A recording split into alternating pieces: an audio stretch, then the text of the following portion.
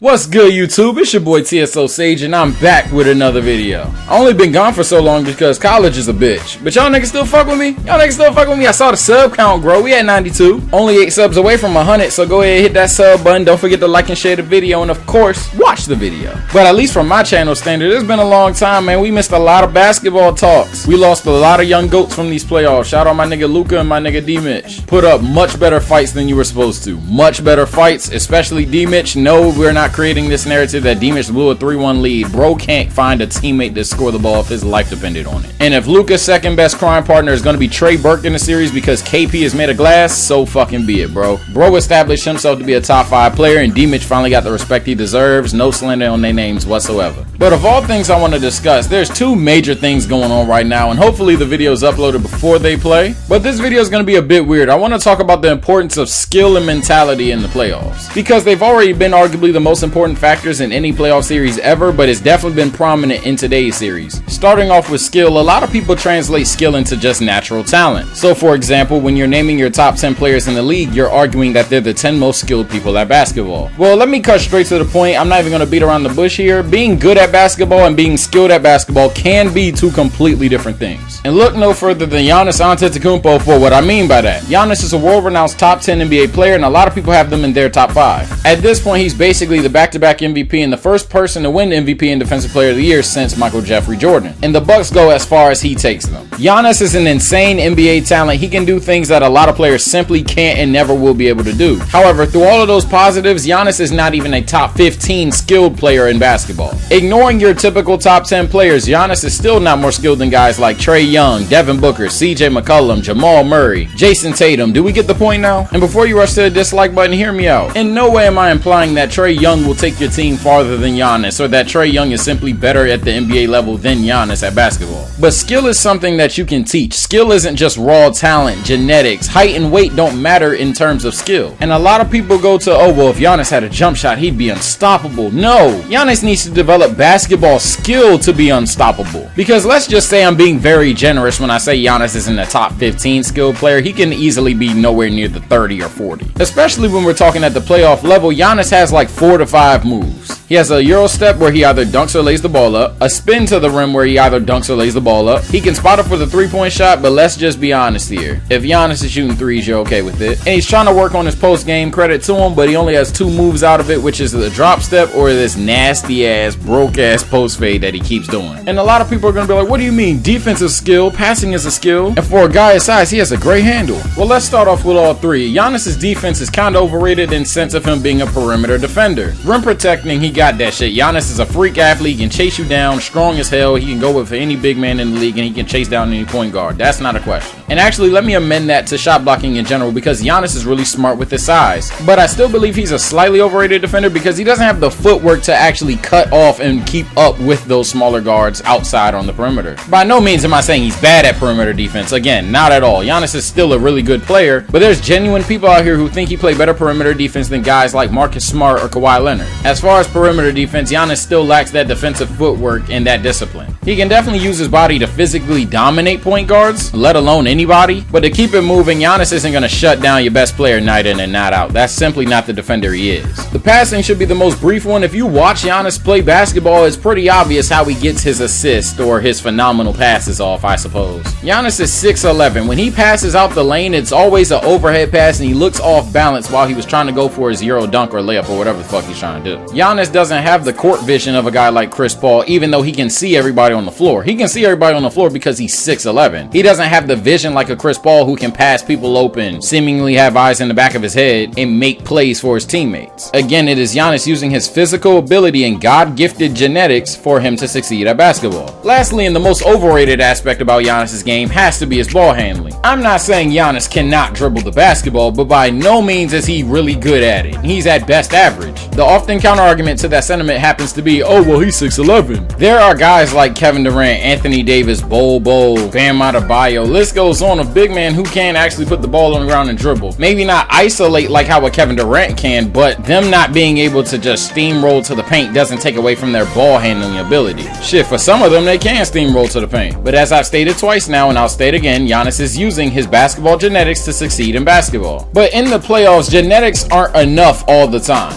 Genetics are real assistants. Guys like Shaq and LeBron will tell you that. But if you have no skill whatsoever, you can be game planned against. You can't just use your grr I'm strong, grr I'm fast to win playoff games at the elite level. Playoff teams such as the Magic or the Pistons can't really fuck with you, so they can't stop what you're doing. But at some point you're going to run into a team that has a coach or the players, some even both, that don't get crushed by your physical dominance and superiority. Usain Bolt can't join the NBA and drop 30. It's more than just Giannis becoming a better shooter. Giannis needs to get more skilled at basketball. He needs to put in more work outside of being really strong and getting in the weight room. It's a disgrace that he's about to get swept by the Heat. In fact, during this recording, I just got breaking news that Giannis won't be playing tonight. It would be much more disgraceful if they actually win tonight's game without Giannis than the 3 times that they had Giannis. Giannis is a whole liability in clutch moments. He has to get his skill up. It's that simple. And being held to such a useless standard in the clutch weakens his mentality. A mentality to never give up, always being aggressive, and to always do whatever it takes to win the game. This mentality suits Giannis the best, but it doesn't necessarily suit everybody. And yes, this is going to be my segue to mentality. But there are players who simply need to psych themselves up, be more physical. There are some players who need to tone it down. Put it this way, there's a way to score 30 points while not having a scorer's mentality. However, and I want LeBron James to be the main staple for this segment, but a team star player mentality should vary depending on the opponent. A lot of people like their team to have the aggressive, physical, defensive mentality that the Miami Heat are displaying currently. But simply put, the roster has to fit that. The players have to fit that as well. And it often begins with your star player setting that tone. If LeBron James comes out there and starts guarding the best player game in and game out, every single possession, every single play, whatever the fuck you want to say, if LeBron is consistently guarding the best player with 100% intensity every single time, that is going to get the morale of the coach and the other players to do the same. Again, look at Jimmy Butler and the Miami Heat. But the reason I use LeBron here is because it can also have a major negative on your team.